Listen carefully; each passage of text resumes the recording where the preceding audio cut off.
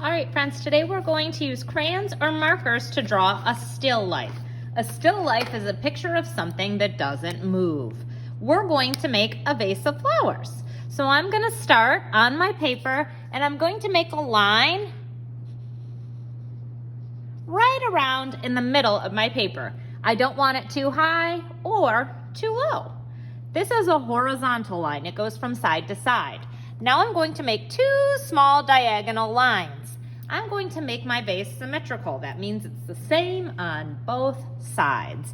Now I'm going to make almost like a letter C, then another stretched out letter C going the opposite way. My vase isn't totally symmetrical, and that's okay. This is art, and little inconsistencies like that are just fine. Now I'm going to connect those letters. If it doesn't quite meet, I'm going to just continue the line to make it meet. Now I'm going to go up and I'm going to draw my flowers on top. I'm going to start my flowers with a circle. I'm going to make several circles around on my paper. You can start with a pencil if you're afraid you might make a mistake. That's totally fine.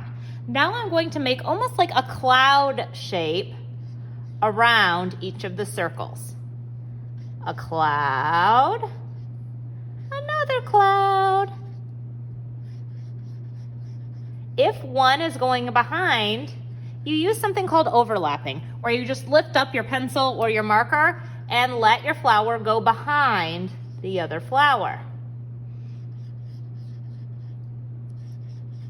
All right, now I have lots of pretty flowers. I'm going to make a table for my flowers. To do this, I'm going to start at the edge of my paper, and right around in the middle of my vase, I'm going to take my marker and I'm going to make a straight line, and I'm going to stop when I get to the vase. Another straight line. Now I'm ready to add details. You'll notice that my flowers don't have stems yet. That's okay. I'm going to go back and do that right now. What I'm going to do is from each flower, I'm going to make a line, and it doesn't need to be a straight line. It can curve from the flower to the vase. On the ones that go to the side, my line curves to the top. It wouldn't make sense to have it go in the side of a vase. That's not how a vase works. The stems go into the top where there is that opening. This flower here, I'm going to make my stem and I lift when I get to that flower and continue down. I can make little leaves. Leaves are just shaped like a football. Then comes color. Coloring is where I really make my art bright and unique. I'm going to put you on time lapse so you don't need to watch me color slowly, and then I'll meet you back here.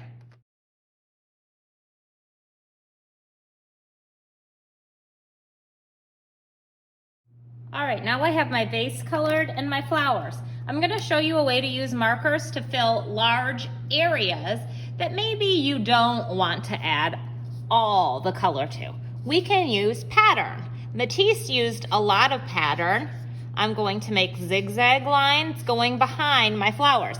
And this is another example of overlapping. When I get to that flower, I'm lifting up. I'm going in between my stems. That can be a little bit tricky. Do you need to use a zigzag line? No. You could do polka dots. You could do straight lines. You could do wavy lines.